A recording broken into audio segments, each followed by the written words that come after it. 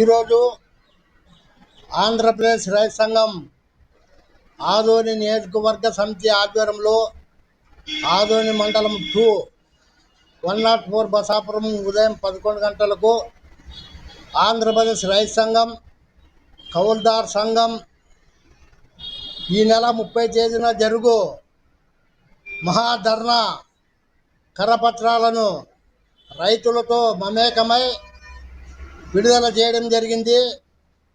ఈ మహాకూటమి ప్రభుత్వం సుమారు రెండు సంవత్సరాలు అయినా కూడా ఇంతవరకు రైతులకు కానీ కౌలు రైతులకు కానీ ఎలాంటి న్యాయం చేయలేదు.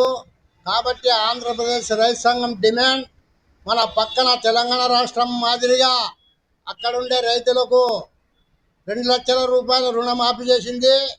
అలాగే రైతులకు కూడా పెట్టుబడి సాయం కూడా ఇచ్చింది. కాబట్టి మన ఆంధ్రప్రదేశ్లో కూడా మన రైతులకు 2 లక్షల రూపాయలు రుణమాఫీ చేయాలని మన రైతు సంఘం డిమాండు. అలాగే రైతులకు 50 సంవత్సరాలు నిండిన ప్రతి రైతుకు నెలకు 10,000 రూపాయలు పింఛను ఇవ్వాలని, అలాగే జాతీయ గ్రామీణ ఉపాధి హామీ పథకాన్ని వ్యవసాయానికి అనుసంధానం చేయాలని, రైతు పండించిన ప్రతి పంటకు మద్దతు ధర కల్పించాలని, రైతుకు ముందే మద్దతు ధర తెలిపితే రైతులకు ఏ పంట అయితే వెసులుబాటు అవుతుందో ఆ పంటను వేసుకునేదానికి అవకాశం ఉంటుందని ఆంధ్రప్రదేశ్ రైతు సంఘం డిమాండ్ చేస్తుంది.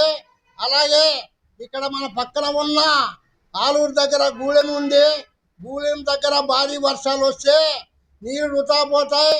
అక్కడ గూడెం దగ్గర ఒకటి లిఫ్ట్ ఇరిగేషన్ కట్టించి మలగవల్లి నగరలోని దగ్గర 2 రిజర్వాయర్లు కడితే ఆలూరు, ఆదోని, కోడుమూరు, కర్నూలు వరకు సాగునీటితో పాటు తాగునీరు వచ్చేదానికి ఉంటుంది, అవకాశం ఉంటుంది.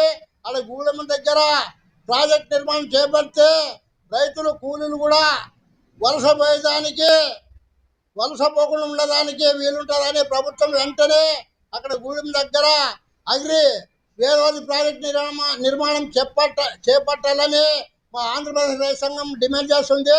ఈ నెల 30 తేదీన విజయవాడలో జరుగు చౌక్ ధర్నా దగ్గర కౌలు రైతులు అధిక సంఖ్యలో పాల్గొని జయప్రదం చేయాలని చెప్తున్నాను. నా పేరు బసాపురం గోపాల్, ఆంధ్రప్రదేశ్ రైతు సంఘం ఆదోని నియోజకవర్గ కార్యదర్శి.